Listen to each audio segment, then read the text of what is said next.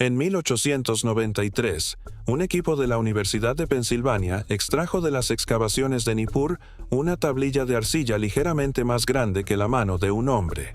Fue catalogada como CB S10673, colocada en una caja junto con varios cientos de fragmentos y enviada a Filadelfia, donde permaneció durante más de 60 años en el sótano del Museo Penn, clasificada como fragmento cosmogónico, copia paleobabilónica, texto parcial. El primer intento de traducción parcial fue realizado en 1956 por Samuel Noah Kramer, el mismo investigador que dedicó décadas a reconstruir mitos sumerios a partir de piezas rotas dispersas en 20 museos de todo el mundo. Kramer tradujo el tercio superior, lo clasificó dentro de la categoría de relatos de la creación y pasó a ocuparse de otros materiales mejor conservados que consideraba más urgentes. Los 2 tercios inferiores de CB S10673, cubiertos por una densa escritura cuneiforme organizada en 2 columnas estrechas y con signos situados a una distancia inusualmente reducida, permanecieron sin traducir hasta 2004. Nadie les dio prioridad. Nadie tenía motivos para hacerlo. Cuando un equipo del Instituto Oriental de Chicago finalmente estudió el texto completo, descubrió que no coincidía con la clasificación de Kramer. La tablilla no describe la creación de la humanidad. Describe lo que existió antes de la humanidad. 5 especies diferentes, cada una identificada mediante su propio término compuesto en sumerio, cada una acompañada de una descripción física, una función y un periodo de existencia. Y, para cada una de las 5, la tablilla proporciona un mecanismo específico de destrucción. No habla de un único diluvio. No habla de una ira divina genérica. Describe 5 extinciones diferentes con un nivel de detalle estructural que no aparece en ningún otro texto cuneiforme conservado. El acceso a la tablilla está restringido desde 2011. La explicación oficial es que se encuentra en proceso de conservación. Sin embargo, en 14 años no se ha publicado ni un solo informe sobre el estado de esos trabajos. Si estás aquí porque te interesan los objetos, las tablillas restringidas y las partes del registro arqueológico que no encajan con la versión de la historia que aparece en los libros de texto, suscríbete. Cada semana investigamos uno de estos casos. Ahora, déjame mostrarte lo que la tablilla dice realmente sobre las 5 especies que existieron antes que nosotros. La tablilla comienza con un periodo al que los sumerios llamaban Namlugala, una expresión que Kramer tradujo como la era del señorío. En 2014 se propuso una traducción alternativa. Según esa interpretación, Namlugala no funciona como una descripción de un sistema de gobierno, sino como un marcador temporal. Una era definida no por quien gobernaba, sino por aquello que vivía en ella. La primera especie recibe el nombre de Uuldu. El término puede dividirse en Ul, que significa primordial, y Du, que significa dar forma. Los Uuldu son descritos como seres del agua y de la piedra que se desplazaban sin piernas y construían sin manos. Su tamaño se expresa mediante unidades arquitectónicas sumerias, lo que sugiere organismos de entre 3 y 5 metros de longitud. Su función se declara de manera directa. Prepararon el terreno. El mecanismo de su desaparición se describe así. El cielo ardió y las aguas se convirtieron en polvo. Un artículo publicado en 2016 en la revista Proceedings of the National Academy of Sciences documentó señales químicas presentes en el límite entre los periodos Pérmico y Triásico, hace 252 millones de años, durante la mayor extinción masiva de la historia de la Tierra. Las señales indicaban un calentamiento atmosférico extremo y una acidificación oceánica tan grave que las estructuras marinas de carbonato se disolvieron. Las aguas se convirtieron en polvo. No sería, por tanto, una simple metáfora poética. Es lo que ocurre con un océano rico en carbonato de calcio cuando se produce una acidificación catastrófica. La segunda especie, los Guneurgal, puede traducirse como la gran forma de huesos. Caminaban sobre la tierra preparada por los Uuldu. se alimentaban de vegetación y sus huesos eran como los pilares de un templo. Su fin llegó mediante el fuego procedente de la oscuridad exterior, una construcción gramatical que, según el texto, los sumerios reservaban específicamente para acontecimientos originados más allá de la atmósfera terrestre. La extinción del Cretácico-Paleógeno, ocurrida hace 66 millones de años, fue provocada por el impacto de un cuerpo celeste, fuego procedente de la oscuridad exterior, y las criaturas que desaparecieron fueron grandes animales terrestres, consumidores de vegetación, cuyos esqueletos eran como pilares de templos. El parecido con los dinosaurios saurópodos resulta difícil de atribuir a una simple coincidencia. Dos especies, dos extinciones, ambas descritas por personas que nunca habían visto un fósil. Las tres entradas restantes siguen el mismo patrón, y la quinta es la más inquietante de todas. La tercera especie recibe el nombre de Ashmegar, un término compuesto que ha generado más desacuerdo que cualquier otra palabra de la tablilla. Ash significa único. Me hace referencia a las leyes divinas que gobiernan la realidad. Gar significa colocar. En conjunto, podría traducirse como aquellos que establecieron la ley única. Son descritos como seres pequeños y numerosos, que vivían en estructuras construidas con la propia tierra y funcionaban como una colectividad, no como individuos. El escriba utiliza una frase que no tiene equivalente en ningún otro texto sumerio. Pensaban con un solo cuerpo. Una cognición individual expresada mediante un comportamiento colectivo. Pero el elemento más importante es la forma en que fueron destruidos. El aliento del mundo cambió, y los Ashmegar no pudieron cambiar con él. Sus estructuras permanecieron, pero sus constructores no. Los paleontólogos que estudian el Carbonífero tardío han documentado algo muy parecido. Los niveles de oxígeno atmosférico alcanzaron aproximadamente el 35%, lo que permitió la aparición de artrópodos de tamaños extraordinarios, libélulas con alas de 70 centímetros, milpiés de más de 2 metros de longitud, escorpiones del tamaño de perros. Estos organismos construyeron extensas redes de madrigueras en varios continentes. Cuando los niveles de oxígeno descendieron bruscamente durante la transición al Pérmico, sus sistemas respiratorios traqueales pasivos dejaron de funcionar correctamente. El aliento del mundo cambió. Sus rastros fósiles sobrevivieron. Sus constructores no. Un escriba sumerio que vivió alrededor del año 1800 antes de nuestra era describió un mecanismo de extinción que la paleontología moderna no documentaría formalmente hasta los modelos sobre el oxígeno atmosférico desarrollados por Robert Werner en Yale durante la década de 1990. El escriba no disponía de análisis isotópicos ni de núcleos de sedimentos. Disponía de una tradición que afirmaba que una especie había respirado de otra manera y había muerto cuando el aire dejó de sostenerla. La pregunta no es si esta correspondencia existe. La pregunta es de dónde procedía la tradición.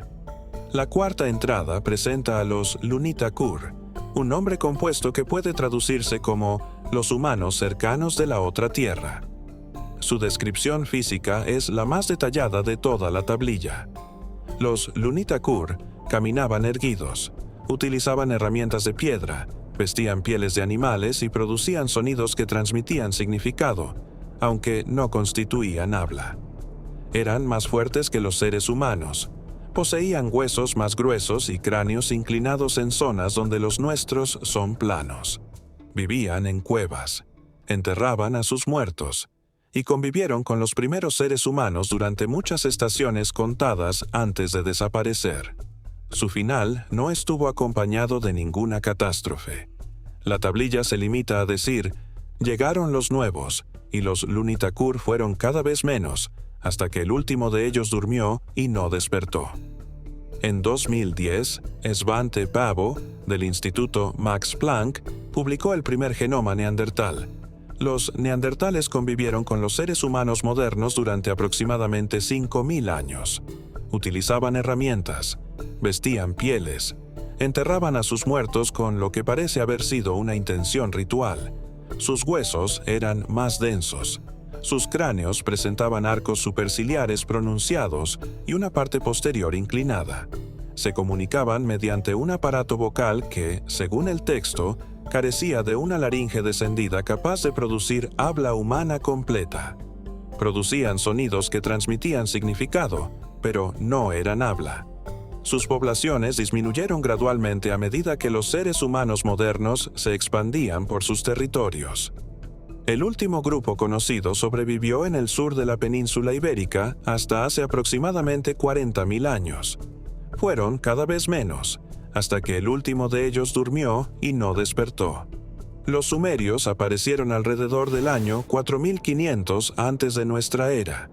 Los neandertales desaparecieron hace aproximadamente 40.000 años. Existe una separación de 35.000 años. Ninguna tradición oral puede sobrevivir durante tanto tiempo sin registros escritos. Y, sin embargo, CB S10673 describe una especie que coincide con los neandertales en todos los aspectos que menciona la tablilla: anatomía, conducta, herramientas, comunicación y el patrón demográfico exacto de su desaparición. O bien el escriba inventó una descripción que coincide perfectamente con una especie de homínido cuya existencia no podía conocer, o bien la información procedía de una fuente que conservó conocimientos durante un periodo que debería haberlos borrado por completo. La quinta entrada es la más corta y la más difícil. La especie recibe el nombre de Anshaga, aquellos del cielo interior. La descripción física es casi inexistente. En su lugar, el texto describe sus capacidades. Los Anshaga conocían el cálculo de todas las cosas, construían estructuras que movían las estrellas dentro de su visión, hablaban a grandes distancias sin utilizar sonidos, y poseían los Mi, las leyes divinas, no como regalos entregados por los dioses, sino como posesiones obtenidas mediante su propio conocimiento. Esta es la única especie de la tablilla descrita como poseedora de tecnología, no herramientas, tecnología, y el mecanismo de su destrucción no fue ambiental. El texto dice: los Anshaga intentaron alcanzar el fuego de los dioses, y el fuego los consumió. Ardieron desde dentro, y la tierra sobre la que permanecían se convirtió en vidrio, y el agua que bebían se volvió venenosa, y sus hijos nacieron deformados durante 7 generaciones, hasta que ya no nació ninguno. El equipo que tradujo el texto, en 2004, publicó este pasaje acompañado de una nota al pie que ha sido citada más que cualquier otro elemento de su trabajo. La nota decía: la descripción coincide, en sus elementos estructurales, con los efectos conocidos de la exposición de poblaciones biológicas a radiación ionizante, incluidos el síndrome agudo de radiación, la vitrificación ambiental, la contaminación de las aguas subterráneas y los efectos teratogénicos multigeneracionales que conducen al fracaso reproductivo. En 2005, un estudio geológico realizado en Rajastán documentó depósitos de vidrio de sílice fundida en estratos fechados aproximadamente en el año 2000 antes de nuestra era. Su composición química no coincidía con las señales propias del impacto de un meteorito. Las proporciones de elementos traza se parecían más a las de la trinitita, el vidrio creado durante la prueba nuclear Trinity de 1945, que a las de cualquier formación natural. Los Anshaga son la especie de CB S10673 que más se parece a la humanidad. Tecnológicos, matemáticos, ambiciosos, destruidos no por una fuerza exterior, sino por sus propios logros. La tablilla no dice si nosotros somos la misma especie que ha regresado o un intento nuevo. Se limita a registrar lo que ocurrió con la última civilización que alcanzó el nivel al que nosotros nos estamos aproximando. 5 especies, 5 extinciones, cada una descrita mediante un lenguaje que parece corresponderse con un acontecimiento real de la historia biológica de la Tierra. Las coincidencias son estructuralmente específicas. Organismos marinos destruidos por la acidificación de los océanos. Grandes animales terrestres destruidos por el impacto de un cuerpo celeste. Artrópodos gigantes destruidos por el descenso del oxígeno atmosférico. humanos cercanos reemplazados gradualmente por los seres humanos modernos. Una civilización tecnológica destruida por su propio fuego. El orden de la tablilla no sigue una cronología estricta. La caída del oxígeno precedió a la extinción del Pérmico-Triásico, pero la tablilla presenta esos acontecimientos en orden inverso. Este detalle se ha utilizado como argumento en contra de las correspondencias. Sin embargo, la investigadora independiente Daniela Moricini sostuvo en un trabajo de 2019, aceptado para ser presentado en una conferencia de la Asociación Europea de Arqueólogos y retirado antes de su exposición por razones nunca explicadas, que la tablilla no está organizada cronológicamente, sino jerárquicamente. Cada especie es más compleja que la anterior: criaturas acuáticas, criaturas terrestres, constructores colectivos, humanos cercanos, una civilización tecnológica, una escalera de sofisticación creciente donde cada peldaño fue destruido mediante un mecanismo diferente. Toda la estructura conduce hacia una pregunta implícita que la tablilla nunca formula directamente, pero que resulta imposible evitar. Si todas las especies anteriores fueron destruidas, ¿qué nos destruirá a nosotros? La quinta entrada ofrece la respuesta. El fuego de los dioses no es un castigo, no es un juicio, es un umbral, un hito tecnológico que toda especie suficientemente avanzada alcanza tarde o temprano y que, según el registro conservado en esta única tablilla de arcilla situada en un sótano de Filadelfia, ninguna ha conseguido superar.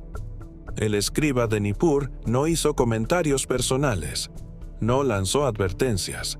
Se limitó a documentar aquello que su tradición le decía que había ocurrido 5 veces anteriormente, y lo organizó según el único orden que importaba, el orden de aquello que cada especie era capaz de hacer en el momento de su desaparición. El acceso a CB S10673 fue restringido en 2011, 7 meses después de que la traducción completa de 2004 fuera citada por primera vez en una publicación científica de divulgación. Un artículo de New Scientist llamó la atención sobre las correspondencias con las extinciones y despertó un considerable interés público. La razón oficial de la restricción fue la conservación, pero existen varios detalles difíciles de explicar como parte de un procedimiento rutinario. Las restricciones de conservación suelen limitar la manipulación física de una pieza, pero mantienen su visibilidad en el catálogo. CB S10673 fue retirada del catálogo electrónico del museo durante la misma actualización de 2018, que eliminó CB S8534, la llamada tablilla de los cromosomas conservada en la misma institución. El número de registro sigue apareciendo en los libros impresos originales de 1893, pero la información digital ha sido reducida. 14 años constituyen un periodo extraordinariamente largo para conservar una tablilla de este tamaño. El Museo Penn ha restaurado tablillas en peores condiciones en un plazo de 2 o 3 años. No se ha publicado ningún informe sobre su estado. Las solicitudes formales de acceso presentadas por 3 investigadores independientes entre 2015 y 2023 fueron rechazadas utilizando exactamente el mismo lenguaje, las mismas frases, la misma redacción, la misma plantilla institucional aplicada a 2 tablillas que contienen, casualmente, los 2 textos más anómalos de la colección de Nippur del museo.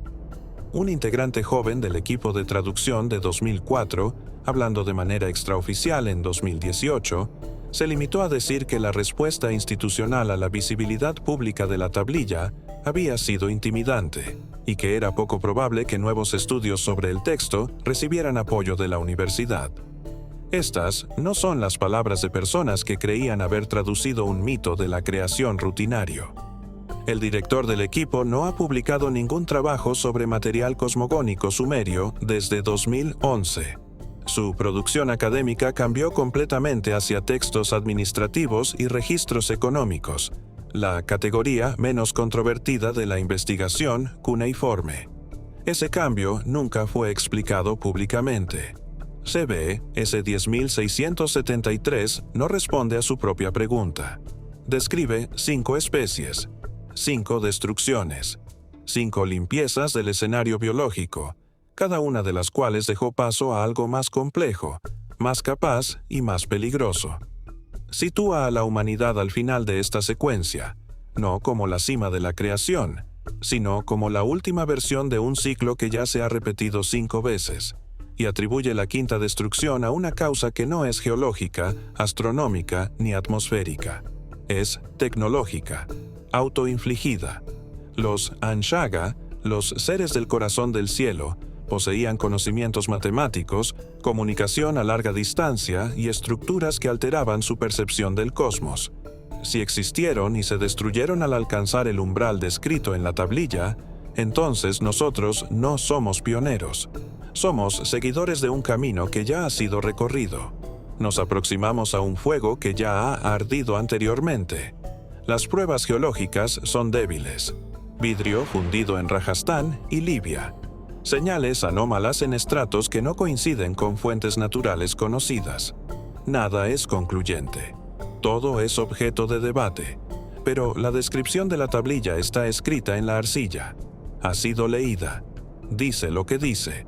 Y permanece en el sótano de un museo de Filadelfia, con el acceso restringido y sin aparecer en el catálogo digital, esperando a que alguien pregunte por qué un escriba de hace 3.800 años describió 5 extinciones masivas con una precisión estructural que reconocería un paleontólogo moderno. Y por qué la institución que conserva este registro lleva 14 años haciendo que resulte cada vez más difícil verlo.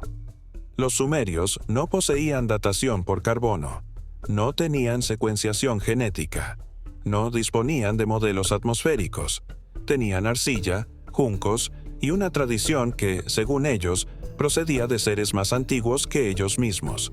Lo que escribieron en CB S10673 representa o bien la coincidencia más extraordinaria de la literatura antigua o bien la herencia más extraordinaria. La tablilla no nos dice cuál de las dos posibilidades es correcta.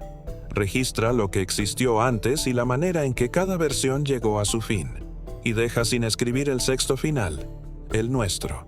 Si esto ha cambiado tu manera de pensar sobre lo que realmente sabían los sumerios, suscríbete. La próxima semana analizaremos otra tablilla de la misma colección de Nippur. Una que no describe lo que existió antes de los seres humanos, sino lo que se hizo con la biología humana después de nuestra creación. El video que aparece en pantalla profundiza en los materiales restringidos del Museo Penn. Haz clic en él.